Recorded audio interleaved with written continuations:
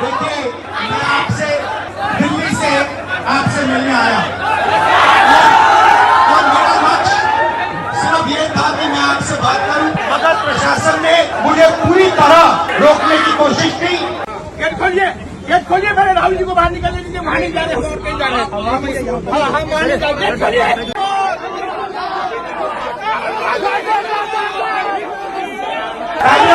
Barricade लगाया और मैं पीछे के रास्ते से आपके यहाँ आ गया।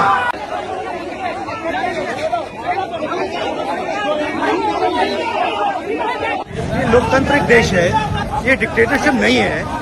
और यहाँ पे मतलब हमें स्टूडेंट से मिलने नहीं दे रहे, कोई कारण नहीं दिया, कुछ नहीं।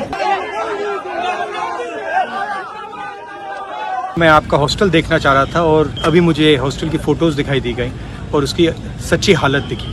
मेस में स्टार्ट अभी तक खाना नहीं मिला है हम लोगों को। फिलहाल 2 दिन 4 दिन चला, गवर्नमेंट के फंडिंग के हिसाब से फिर बंद हो गया। खुद से खाना बना रहे हैं, खुद से खा रहे हैं।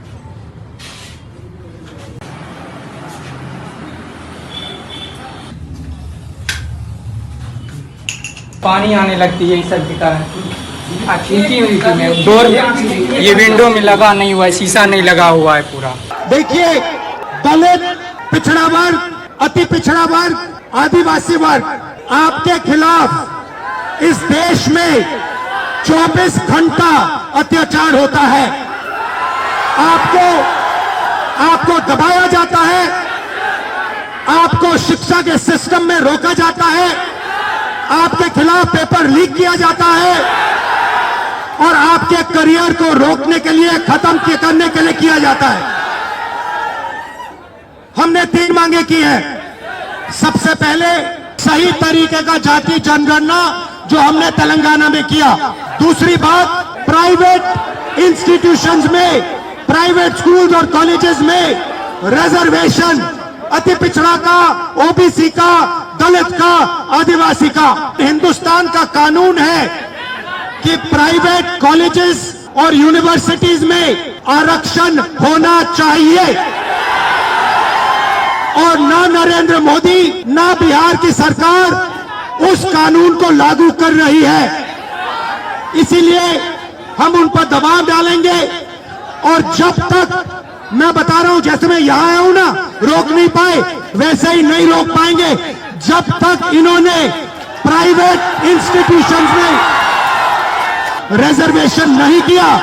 तब तक हम आगे बढ़ते जाएंगे, लड़ते जाएंगे। तीसरी बात, SC ST सब प्लान, जो आपका पैसा है, जो आपको नहीं दिया जाता है, आपको वो दिया जाना चाहिए। आप एक बात समझिए, बिहार की पुलिस ने अभी मुझे रोकने की कोशिश की,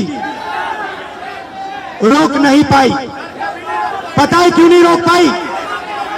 नहीं, इसलिए नहीं रोक पाई क्योंकि आपकी शक्ति मेरे पीछे है।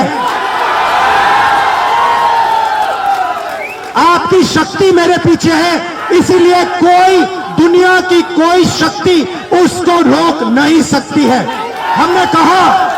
हमने नरेंद्र मोदी से कहा, पार्लियामेंट में कहा, तुम्हें जाति जनगणना करना पड़ेगा।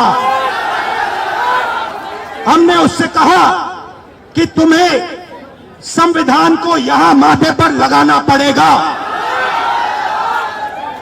नरेंद्र मोदी जी ने आपके दबाव से डरकर जाति जनगणना हिंदुस्तान में घोषित किया है। आपके दबाव से डरकर उन्होंने कॉन्स्टिट्यूशन अपने माथे पर लगाया है, मगर वो लोकतंत्र के खिलाफ हैं, संविधान के खिलाफ हैं, जाति जनगणना के खिलाफ हैं। और जो 90% हिंदुस्तान की गरीब आबादी है, अति पिछड़ा, दलित, आदिवासी, माइनॉरिटीज, ये इन सब के खिलाफ है। ये अदानी अंबानी की सरकार है, ये आपकी सरकार नहीं है। मैं जानता हूं SC ST अति पिछड़ा हॉस्टल्स में यहां क्या होता है। मैं आपको गारंटी देता हूं, जैसे ही हिंदुस्तान में सरकार आएगी, जैसे ही बिहार में हमारी सरकार आएगी, हम ये सारा का सारा बदल देंगे और आपके लिए जो होना चाहिए वो करके दिखाएंगे।